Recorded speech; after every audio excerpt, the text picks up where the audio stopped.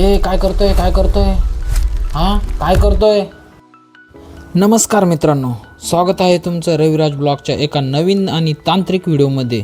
मी रविराज आणि आज आपण बघणार आहोत खराब झालेले जुने मीटर ते काढून नवीन स्मार्ट मीटर कसं बसवतात आणि कसं नाही, आणि ते पण एकदम चालू लाईनमध्ये लाईव्ह लाईनमध्ये बसवणार आहेत मित्रांनो. चला तर मग बघूया कसं बसवतो आम्ही ते. मित्रांनो, सर्वात अगोदर आम्ही घरात जाणारा जो आउटगोईंग सप्लाय आहे त्याचा मेन स्विच बंद केला.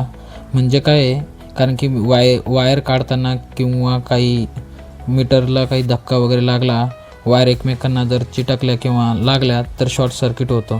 त्यामुळे घरातलं काही वस्तू किंवा फ्रीज, फॅन, पंखा, लाईट वगैरे जळण्याची शक्यता असते. म्हणून आम्ही सगळ्यात अगोदर घरात जाणारा सप्लाय डिस्कनेक्ट केला. त्यानंतर मित्रांनो जुन्या मीटरच्या आउटगोईंग वायर काढल्या आणि इनकमिंग वायर पण काढून घेतल्या.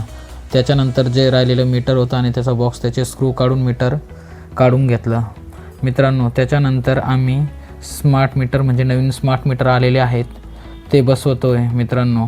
नवीन मीटर, त्यांचा मीटर अगोदर फॉल्टी झालेला होता, त्याच्यामुळे आपण नवीन मीटर बसवतो आहे मित्रांनो.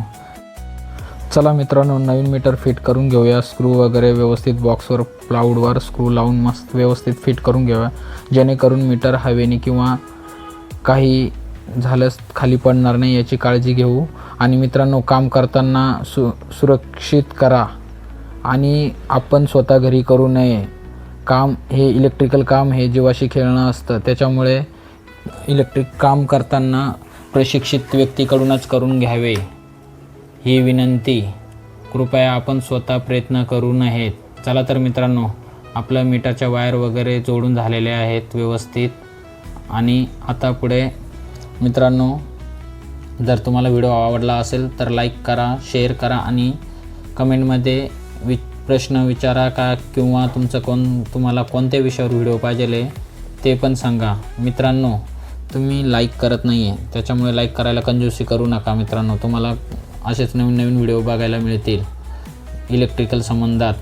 चला तर मित्रांनो, आपण मीटरचं काम पूर्ण करूया. मित्रांनो, मीटरला आता पूर्ण वायर वगैरे जोडून झाल्यानंतर त्याच्या टर्मिनल कवरला एक सील मारावा लागतो.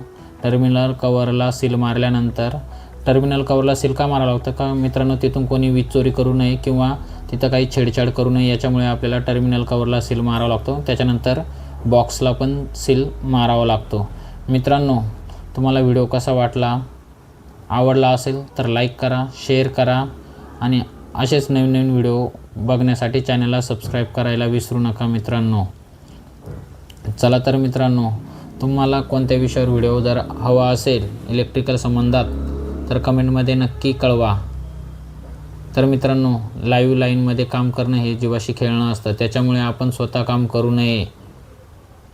हे काम प्रशिक्षित व्यक्तीकडूनच करून घ्यावे अशी नम्र विनंती मित्रांनो. चला तर ऊन पण खूप आहेत आणि उन्हामध्ये काम करणं म्हणजे खूप हे. चला मित्रांनो, धन्यवाद. आमचं काम पूर्ण झालेलं आहे. खूप खूप धन्यवाद.